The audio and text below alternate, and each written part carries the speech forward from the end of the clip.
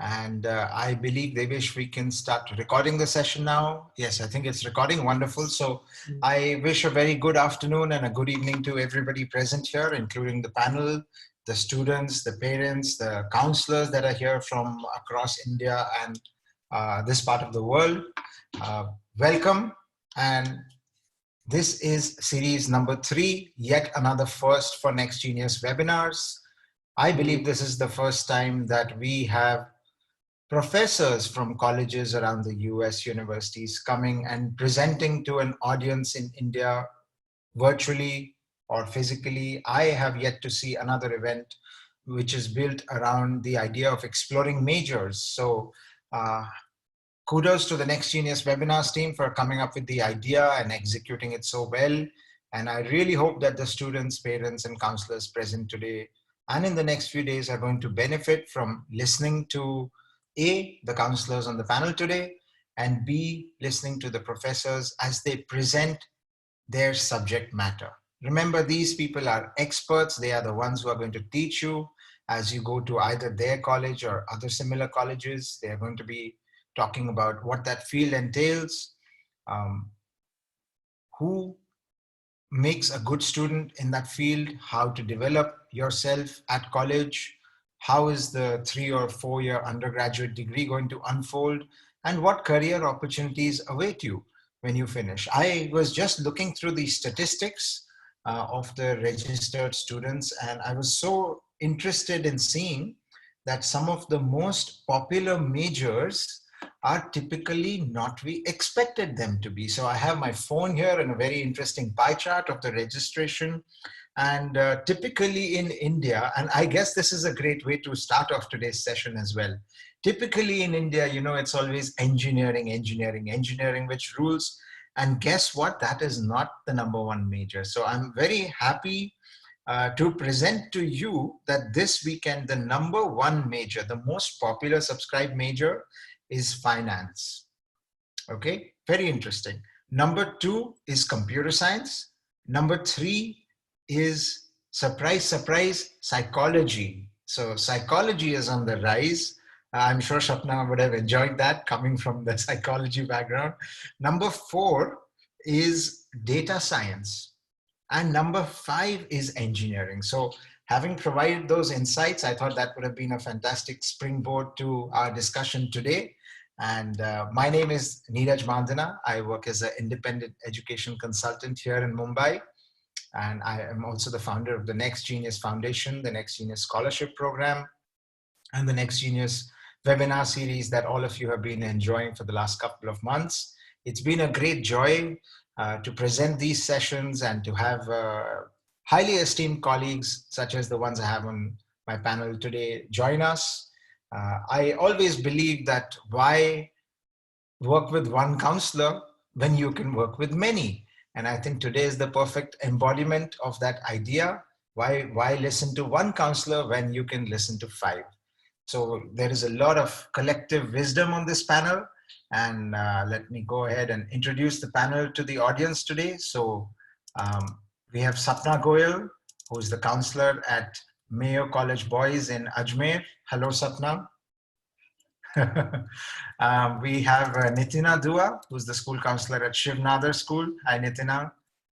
We have Prabha Dhoonooah, who is joining us from Mauritius, from Collège du Saint-Esprit. So welcome, Prabha. Great to have you. Welcome to India. I believe we have a primarily Indian audience, but I'm aware that we have students from Mauritius, Middle East, Africa, Southeast Asia joining today as well.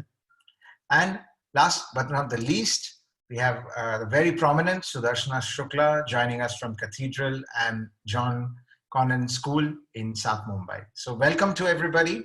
I hope we're going to have some fun sharing insights with each other and with our audience. And before I go ahead and kick off the discussion, I just wanted to touch base on a couple of housekeeping issues. So in the Zoom session that we have today, there is a chat element and there is a Q&A element. Obviously, participants are also able to raise their hands. I would request the audience to post the questions that they have about what we are presenting in the Q&A box. And at the end of the discussion today, I will come and moderate the questions that have been posted, and I will get you insights from the counselors on the panel. That's number one. Number two, this is being recorded and this will be available on the Next Genius social media pages after the event is over. So anybody who wants to revisit, watch it again, feel free to do that. It will be available in a few days. Third thing, obviously, we have also gone live on YouTube, I have been told. So if you're enjoying it on YouTube, welcome. Now, having said that, let's come to the raison d'etre. We are here today to discuss the world of careers and how it is changing, and how as a 14, 15, 16, 17, 18-year-old, you are supposed to come up with the all wonderful, all powerful, all knowing answer to what you're going to do with your life. And while your parents might seriously expect you to know the answer to that question, and while colleges might put some pressure on you to know the answer to that question, I have rarely met a counselor in my life who looked at me and said, I expect a 16-year-old to really know what they are going to do with their life. My experiences with talking to educators and counselors has always been that, we tend to be very open-minded about it. We tend to be very much focused on helping students discover themselves and discover meaning and purpose in their life, and not necessarily rush into it. I always think about my own life. And if you ask me what I would have done about with my career at the age of 14 and 16, I would definitely have not said education counselor. And I'm sure that everybody on the panel also resonates with that. And so many people in the world resonate with that. This idea that you are going to do what you have studied in college, in your career, it's a fallacy. It is not really true. A small minority of the people in the world today do what they actually studied in college. Those typically tend to be your professionals, your doctors, lawyers, scientists, accountants, architects, etc. Right? Most of the people outside of that tend to be very flexible, even though they might have studied X, they are doing Y, or they are doing Z in their life. And I think that trend is accelerating as we look across generations. So if I think about my own grandfather, he was, when he was a teenager, and I remember having conversations with him about this, he said, well, we were looking for safety. We wanted that government job. Back in the day, in that generation, people wanted the government job because it gave you the house, the security. And then when it was my father's generation, he said, well, I was looking for something more exciting, something in the private sector. Maybe it paid better. So I went for a corporate job. Then when I asked my elder cousin, who came sort of between me and my father, he said, you know what? Jobs were great in America and jobs were great abroad in the Middle East, etc. So we were all leaving India and going for all these high-paying jobs and opportunities internationally. So that sort of, you can say that the IT and the dot-com phase that came, and a lot of people went abroad, and that was a very hot thing to do. And then I would say me and my generation and the generation afterwards that came, I'm seeing a very big shift towards freelancing, entrepreneurship. And I think that trend is only going to catalyze in the future. So the nature of jobs is changing. Anybody, including all of us, who tell you that we know exactly what is going to happen in the world tomorrow, it's a joke. Nobody knows, nobody can predict. We can make some educated guesses, but I think all of us will agree on one thing, that the world is changing very fast, and what you think might be a successful job today may not be that exact same opportunity which will meet you in a decade or 2 decades from now. So having said that, I thought that we could structure the discussion today around 3 pillars. The first thing that we could talk about is classic mistakes that as counselors we see students making, and classic mistakes that we can guide you to avoid as you, students and families, approach this idea of what you should do with their life across high school, deciding that across high school. And so, one thing that I always see is parents coming and asking me, so what's a very lucrative job? Where is the money, right? Where is the money 5 years from now, which are going to be the hot jobs, the high paying jobs? And of course, there is probably some prediction on that. But then usually I find myself looking at them with funny eyes and thinking, that's the sort of wrong way to approach what you're going to do in life. Obviously, everybody wants to be successful, and you can define it in any way that you want, but a high paying job is not necessarily the right or the complete thing, right? It's an important piece of the pie, but it's not the only thing you should consider when you're thinking of a career. So I always tell them that, it's more important to look within. And there might be a career which is very high paying. Petrochemical engineering, for example, is one of these jobs that always comes right at the top of average starting salary straight out of college. But you have to look at the child, and is this child really going to be a petrochemical engineer? A lawyer always comes on the top. But you also have to slowly think about your child's career 5 years, 10 years, 15 years, 20, 25 years into the future, how they are going to rise in their career, right? So to try to game that system, to try to force fit something that is round into something that is square, it's never going to work out. And I always tell them, this is a classic rookie mistake.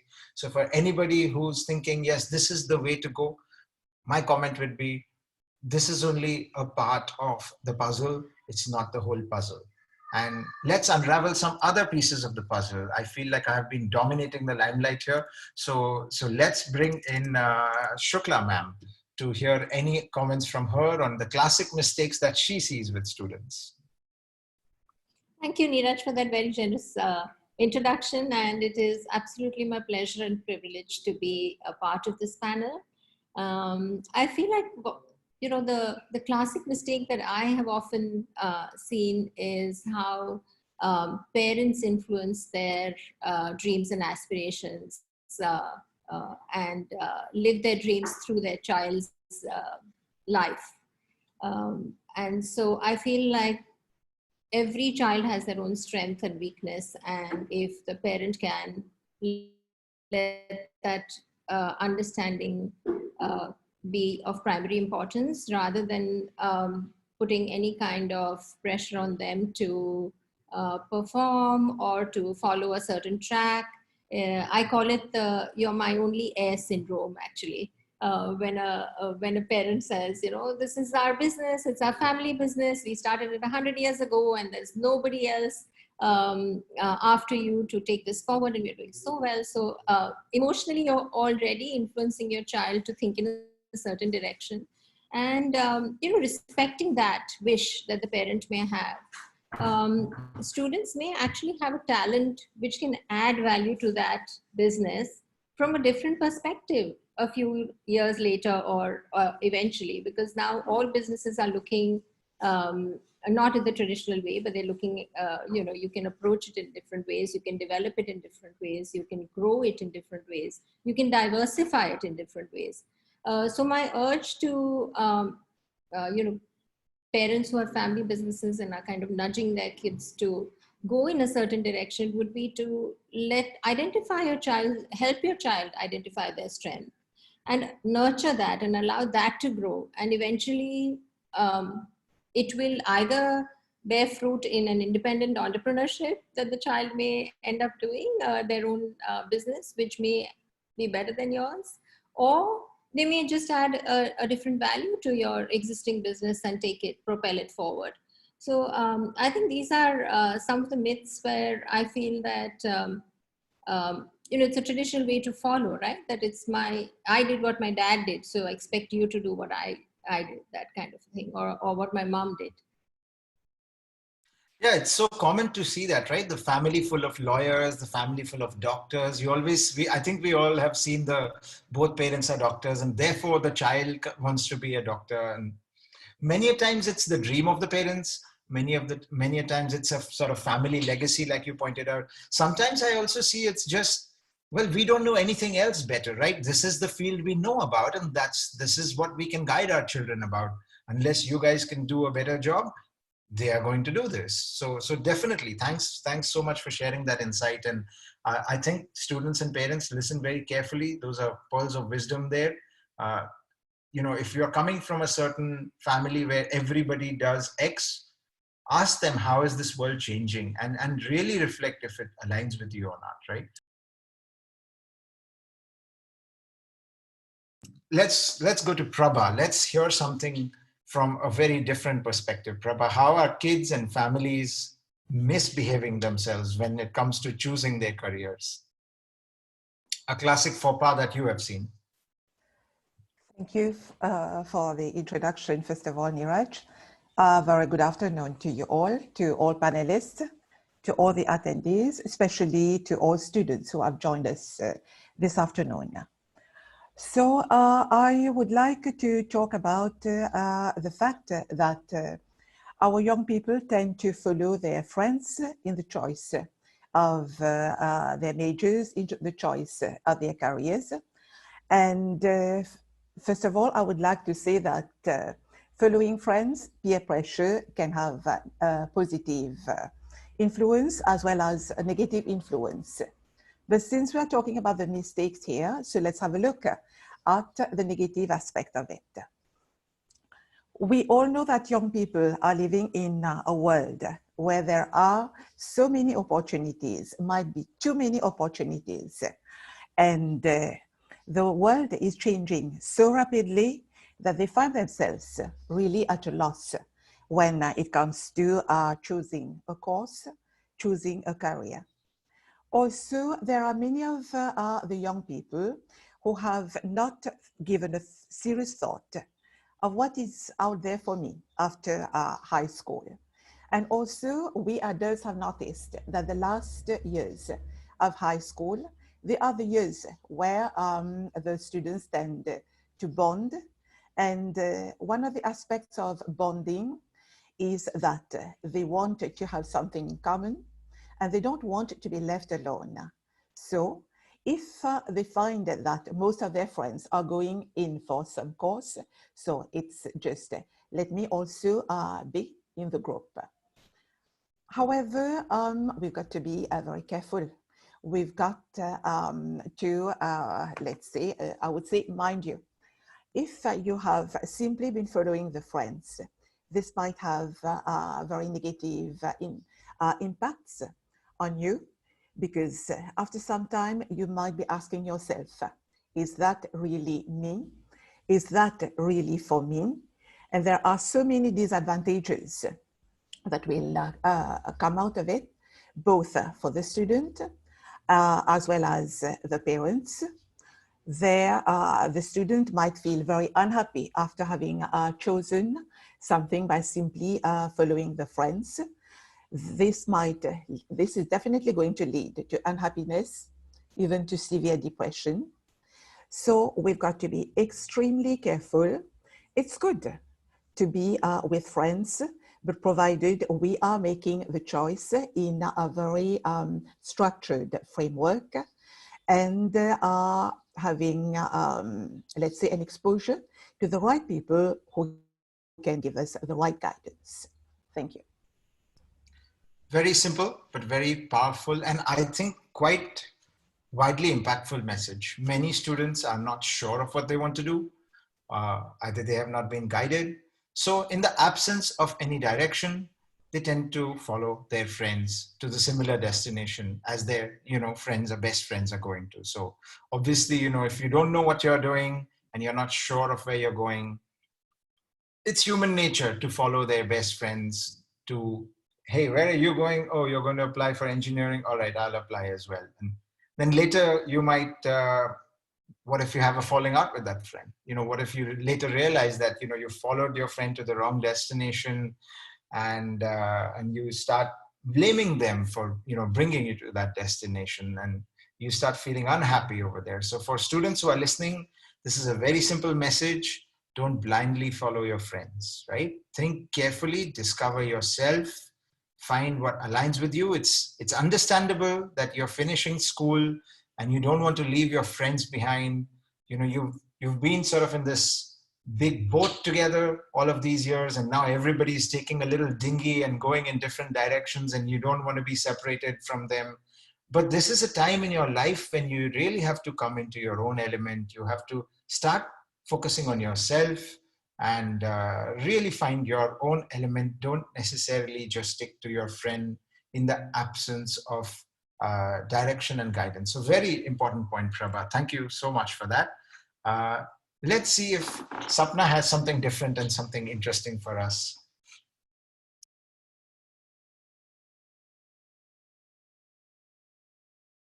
Sorry, Sapna, you're muted. You'll have to just unmute yourself.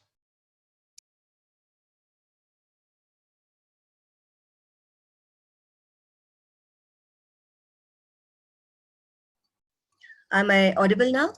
Yes, that's working. Yeah. Thanks. Hi. So I just wanted to say good evening, everyone. And I'll just add to what Prabha ma'am mentioned. So when she talks about the following the peer syndrome, there's something very closely related to that, which is the successful neighbor syndrome. So you see this in the form of, like, very often my colleague's son, he studied at X college and now he's working at Google. And so that's the path that I want my son to take, right? And this is wrong at so many levels, because first, it kind of talks about us as a society. That's a narrow definition of success. So success means going to certain XYZ colleges, and it means following a certain profession or working in a certain company. Otherwise, you're not successful. So first, that very narrow definition of success itself is questionable. The second thing is, just because that person was successful or was happy or was fulfilled going to that particular college or working in that company, there's no guarantee that my child will be also happy doing the same thing. You know, so many kids go to IIT. Are all of them happy there? Some of them come out very happy, very fulfilled. But there, for every 10 come out happy, there are 10 who don't, who are still struggling at the end of IIT or even in the middle, wondering, what am I going to do with this degree, right? So that's the second question. The third thing is that we have to understand that in the world that we're living in, there are many roads that lead to Rome. There is no one path to success. And we should really enjoy this freedom that we've been given. And we should allow our children to enjoy this freedom. So for an example, like if your child really wants to work in Google, supposing they're a great company, but you don't have to be a a coder, or a computer scientist, or an engineer to work at Google. You could be a philosophy major, you could be a designer, you could be an HR person, you could be an accountant. So all of these majors have space in almost every single industry today. So that is something that we have to kind of keep in mind. I think the best thing that can be done, because children are confused, and part of the reason is because there are a lot of choices. And the best thing to do is to kind of understand what are your own what's your unique personality, what are your unique skills, what are your aptitudes, what are your interests, and also what are your aspirations. Not all of us aspire to power. Some aspire to money, some aspire to just being social or helping others. So what exactly is it that you aspire towards? And if parents allow children that space to self analyze, then it's going to all work out, is what I feel. Many years ago, I had a student who came and told me he wanted to study architecture. Okay. And when I asked him why he wanted to study architecture, he said, you know, the uncle upstairs has a Bentley and he is an architect. And that is where I came across this mindset for the first time. And I said, my God, people think about careers in this manner. Okay, it's very much popular. And ever since that Bentley kid who wanted to be an architect, I can see so many students that are resonating with the message that you have put forward, right? People want to go to college X because a certain celebrity or a billionaire or an influential person of the world went there. Mm-hmm. But for every one person who became that, there were also 999 who didn't, right? And for every one successful lawyer, there are also so many who are sort of stuck in the middle and at the bottom of the pyramid. So in every field, you have people who are at the top, who are in the middle, and who are at the bottom. When you look at it from, like you said, multiple perspectives, happiness perspective, a socioeconomic perspective, you know, personal wealth, lifestyle perspective. So it's very important to not generalize for students and say that field, that person is successful, and that is why I'm going to do it. And also from the perspective of your unique circumstances. Yeah. So yes, you may really want to do a certain thing, but if your family circumstances don't suit it, there are other ways of doing the same thing, there is no Yeah. one path. So that also something that young people should keep in mind. Yeah, but they are so influenced by that successful neighbor. So I think very strong message from you, Sapna, that don't necessarily just follow your neighbor or that rich cousin, etc. Think carefully, reflect on your personality and your own ambitions. A few years ago, I saw this very interesting video. It said, don't tell people what you want to do, what career. Ask them what they want to fix about the world. Ask them what they want to invent. It was very beautiful. I'm sure you all have seen it as well. And I thought, yeah, that's such a nice way to look at it. What problem do you want to fix? What's something new that you want to invent, right? So on that note, let's hear from Nitina. What is it that you have seen students going wrong with as they were choosing their careers? Good evening, everyone, and thank you, Neeraj, for putting this together. And a very warm good evening to all the students who've joined us, right? Um, one very important myth that I want to kind of talk about today is how students decide based on their marks that they get. So, what happens is, in my 10th, in my board examination, I've got a 99 or a 98, and I want to now, look at, oh my God, my son or daughter is so intelligent, should look at science, should look at a PCMB, or should definitely look at engineering. I think marks as a counselor, and I'm sure all my other colleagues would agree to it, are very important. I'm not saying, but that primarily shouldn't be the basis for you to decide about the course of action later. Because the way the world is changing right now, and I think change is the only constant, students and parents, I would like to make an humble submission saying that, understand your own strengths. And based on your own strengths, then figure out the kind of subjects that you would like to study. For example, a student can get 100 on 100 in science in 10th. But when you break that science into the physics, chemistry of 11th, when you decode it, it's far more tougher, right? So do I really have an aptitude for it? Am I really interested in it? Do I really want to invest my time studying that? As Neeraj mentioned in the beginning of the conversation, that students would want to pursue many different things, and they want to probably become entrepreneurs or have some flexible work timing. So gig economy is the word for the future. But for that, are we aware enough to understand our own strengths, figure out our own weaknesses, understand what our opportunities around me are, and can I really break that barrier to say I want to go ahead and try this right now rather than making that mistake later of choosing a major because I scored 100% in my 10th or my 12th. So I think decoding that is so important at your age. And I think you're a lucky generation because you can make careers by choice. I think most of us got into it by chance. We stepped into it, we figured out it was our passion, and we all love it. But with you, with the way, the kind of exposure you have around you, go have conversations, read about the course curriculum content. You can do so many things to figure out, yes, I am made for this particular subject, but don't base your choice for a subject based on the marks that you are getting. Great, you're getting those, but someone who's getting 100 in science could also be really beautiful in music, or could be doing some wonderful work in theater, art. To explore those options is what I would like to say. So change is the only constant. Break that barrier and push your limits, and I'm sure you'll be able to figure out. And yes, marks are important, but don't let that be the only factor to decode things for you. Thank you, Nitina. And I have to say, I have been guilty of what you just said, right? So I was that kid who did very well in school and got top school grades in science. And also humanities. I was actually the topper of humanities in my school in 10th standard. But then I paid no heed to humanities and social science. I was like, what is this? All my smart friends are going to do science, and therefore I am going to do science, And I think it still exists, even though, like you said, with the internet and this generation is changing. But that mindset that, if you've got top marks, you should be going for science. If you've got average marks, you should be going for humanities and business, and if your marks are not so strong, you should be going in for the arts, etc., other vocational fields. That very much exists, and it's so not true. There are like a wide array of opportunities, and students should not connect their performance in school to a certain career.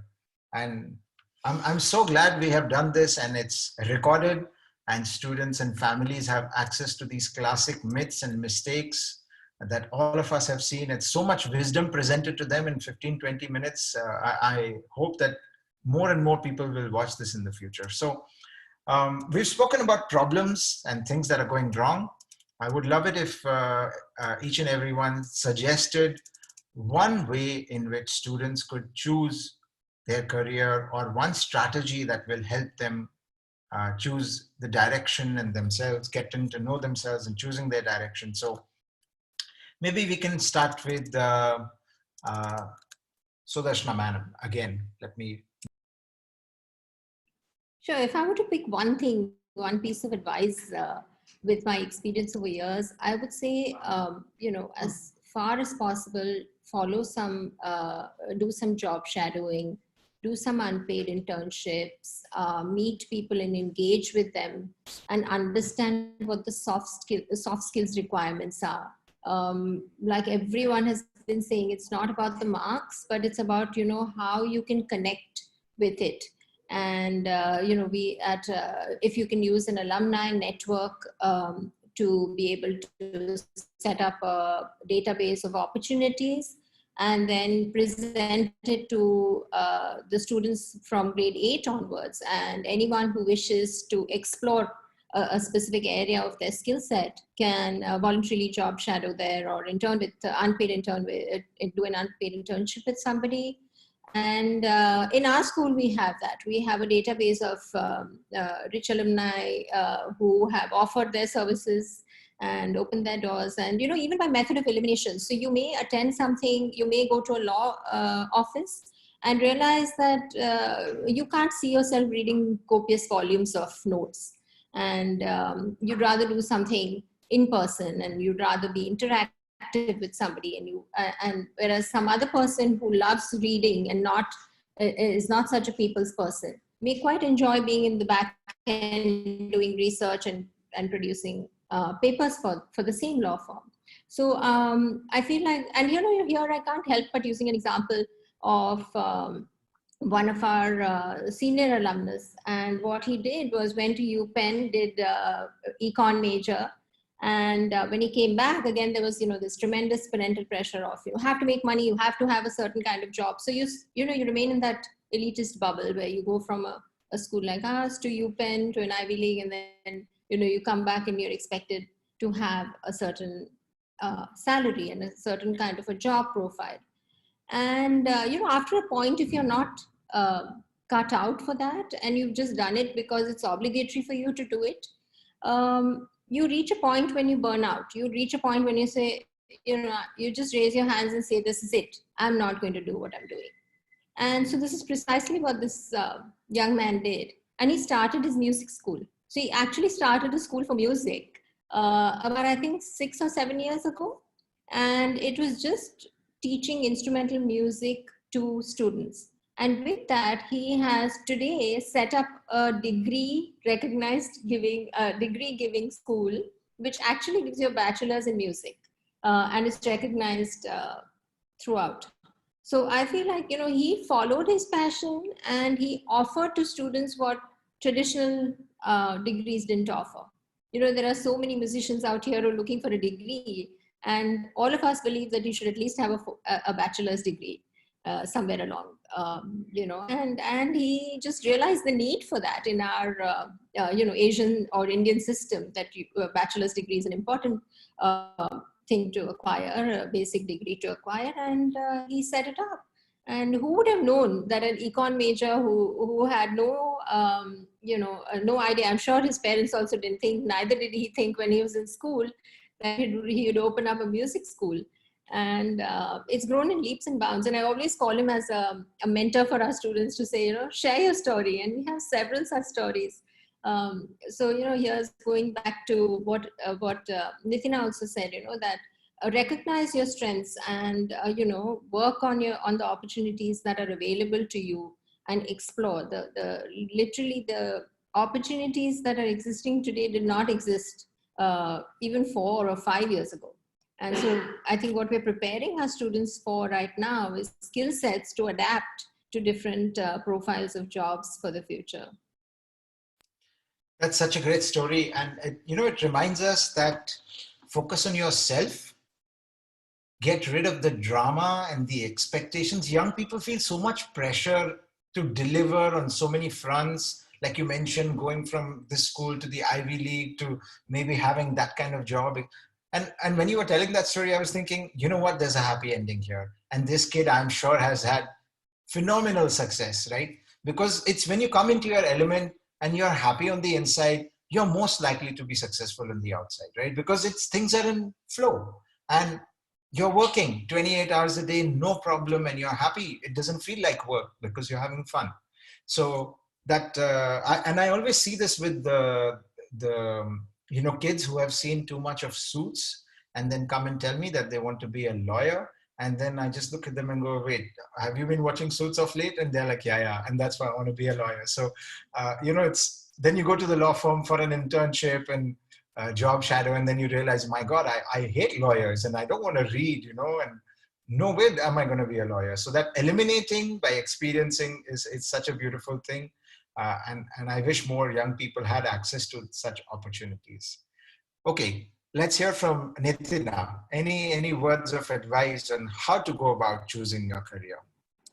So Sudarshana ma'am has actually put everything into perspective in such a beautiful way. But yes, I would like to make two points here, especially for students. Is ma'am already mentioned about job shadowing and internships, and I mean currently physical internships aren't possible. You can definitely look at virtual internships at this point.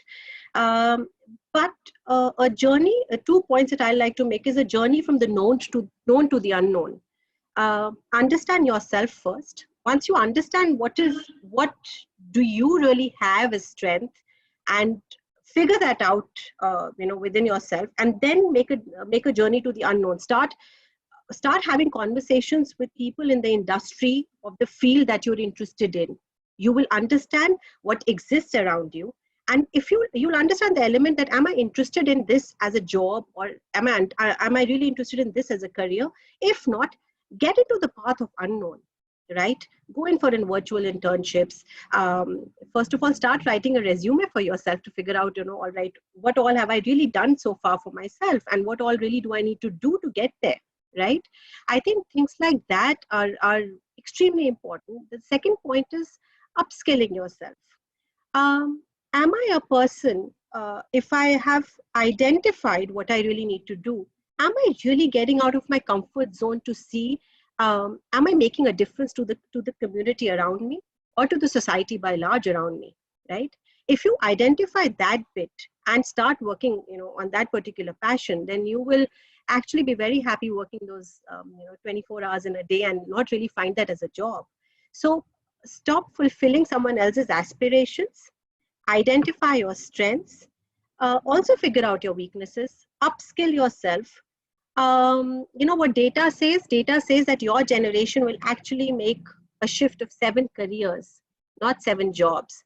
And when we talk about 7 careers, we say, all right, particularly you might study something at your undergrad, which might not be anything close to what you might practice later on in life in your career. So what is really required? What is required is the skill set, right? How am I really upskilling, reskilling myself? Am I changing myself with the changing time? I think COVID did that to all of us, and we had to forcefully change. But see how we beautifully reinvented ourselves, each one of us in our own capacity, you as students, we as educators.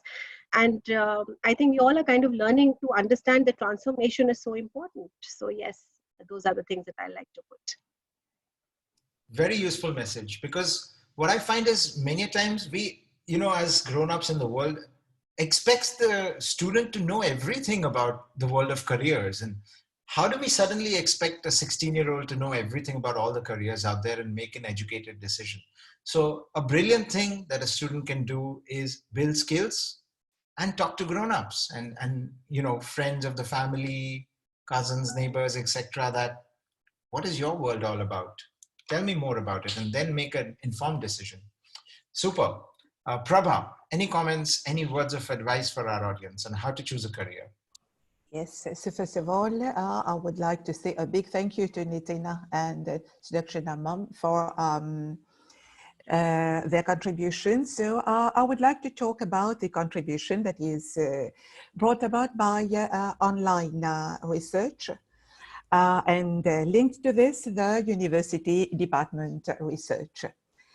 Our youth is very technical savvy these days, and they can obtain lots of information by doing online research.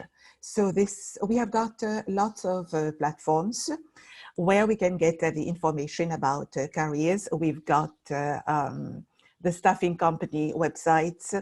We have got the job online searches. We've got social media channels.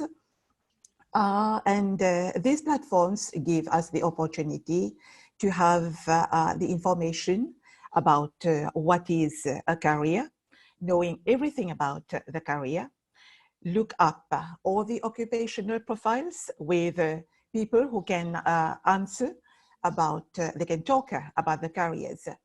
And also what they can do is they try to match their personalities in terms of interests, in terms of abilities, in terms of values and qualities, together with the information that is given about specific careers. And to this, I would like to link, because I feel that to be able to choose a career properly, the young people, they need to choose the university appropriately. That is the course leading to the career. So when choosing a course, when choosing a university, I feel personally that it should be done in a very scientific way. It's not because, like we said earlier, that the friends are opting for a particular course at a particular university. But the factors to be taken into consideration, I feel, first of all, the young people should have a look at the country where they want to study. And when we're talking about the country, they should have a look at the climate, whether they can adapt to the type of climate. Also very important, the type of culture present in the country, the culture of the inhabitants. Because once again, it's a question of adaptability, the cost of living in the country, the research of university campus life, also the type of social life, because it happens very often that we find some people going to some particular country and then it's just a culture shock and they are back after 1 month. So they should take that into consideration. Also, the percentage of international students who are actually studying on the campus of that university, because the adaptation period, the first few months are extremely difficult because it's a new course, it's a new type of life. So things like that should definitely be taken into consideration. Once they have selected the university, I feel that it is very important to look at the university course. Is that course really? Oh, I think there is a technical disruption here. Okay, thank you so much, Prabha, for that insight. The message is clear. Be scientific in your approach. Young people are obviously better than their parents when it comes to technology, and they can get online and read everything about a career, watch videos, go to university departments, and read the course description of what they are perhaps hoping to study. And if that sounds exciting, great, you're in the right place. If that makes you cringe, doesn't matter if the world is telling you to do it, maybe you're not in the right place, right? So it's a very important message. Thank you for that. Sapna, over to you. And in the interest of time, if I can just ask you to be brief because it's 5:14 now. Right. So just building up on what my colleagues here said, I would say, so industry exposure is something very important. And I was recently listening to a lecture by a professor at Stanford, Andrew Ng, and he's considered like the god of AI. And he was talking about youth who came to him, who got into the space of AI. And he said that each one of them wanted to write glamorous code, to do some groundbreaking kind of work. But they were disappointed to see the amount of boring work they had to do in their day, which was just simple data, cleaning data, looking at spreadsheets, all that kind of work. So coding is a part of it, yes, but it is a small part of it. There's a lot of other stuff that you have to do. Similarly, when I get students in my office, many times they would say, we want to be an IS officer. And if you ask them why, I mean, what it is about an IS officer's life, and it's the red light car, the security man who walks with that person and stuff like that.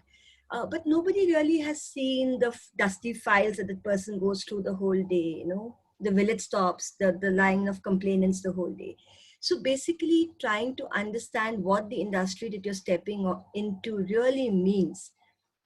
So there is a glamour, there's a tag, there's an image, but behind that, what exactly does it entail? That's very important. And taking the point forward from what Sudarshana ma'am and even Nitina ma'am raised about internships. And so, of course, it is about understanding the job, but it's also about self-discovery. What kind of an environment suits me? What do I enjoy? Do I enjoy working in teams or alone, or all that kind of stuff? And then it's about skill development. So I'm not talking about skills like whether you can write a case study or do some complex accounting work, but even simple skills like how do you dress for work? How do you speak to a senior? How do you write an email? So those kinds of things can go a long way towards making sure that when you do choose a career, you're in the right space. So that finding a role model. So if I want to be a doctor, or I want to be a lawyer, what kind of a lawyer do you want to be? So when you get into the industry, when you interact with people who are in the industry, you kind of understand all that better. So I think I'll leave it there. Thank you so much, Sapna. And so everybody, it's 5:17. And, I think we've extended our time and we'll have to bring this to an end. So if I could have the last message from my side for students, I would say, know thyself. Don't look at the world, know thyself. Understand your natural talents. God has gifted everybody something that they do better than other people. I test people every day in their natural abilities, and I am yet to see a student who is talentless. Okay, you have a gift, find it and align what you do with that gift. Try to align it with your attitude, your personality, your interests, your values, and be scientific about it. I'm totally in agreement with Prabha. And somebody once jokingly told me that, what you do in your life, who you marry, and who you vote for, 3 big decisions of your life. So here you are at the doors of the first one. Be extremely scientific about it and totally align it, not with what is out there, but with yourself inside. You have a gift, find it, go get some interesting assessments done. If you can't get assessments done, look at the opportunity in front of you and then close your eyes and ask yourself, do I really feel excited and happy doing this? If the answer is yes, continue. If the answer is no, do not continue, because you're going to be miserable doing that, right? Another wise person once told me, if you're in the business when the business is making a loss, good, you're going to come out booming. And because most people will leave the business the day it makes a loss, right? And those are the people who shouldn't be in that business. So life is full of ups and downs. You're going to have a good day, you're going to have a bad day. Make sure you are doing something that comes naturally to you. It excites you, you care about it. It gives you a sense of satisfaction. It gives you a sense of happiness. And you are using your talent to connect with an opportunity out there in the world to serve the world. You are in the right career, my friend. If you don't see yourself aligning with that, you're in the wrong career. And what we are doing, all of us are presenting to you, this is such an important message, because young people of the world today, when you go out there into the world and ask grown-ups around you, do you love what you do? Are you really happy in your life? Do you think it was worth it? Most grown-ups are going to tell you no. They'll just say, it's a job, it pays the bills. And with your generation, we have another opportunity to create the future of humanity where everybody lives a meaningful life. So look within, be successful outside. And with that, let me thank everybody on my panel and everybody in the audience for joining us today. It was a wonderful interaction and great to be here. And thank you so much for sharing your wisdom and taking the time out to be with us. Unfortunately, I don't think we will have enough time to answer the sort of 19 questions that are here. I apologize for that because we now have to jump to the next session. Perhaps, and any of those 19 students, if you have questions, please email helpdesk@next-genius.com and we will revert back to you with an answer. So on that note, thank you so much, everybody. Have a great evening, and I hope we get to do this again sometime in the future. Bye.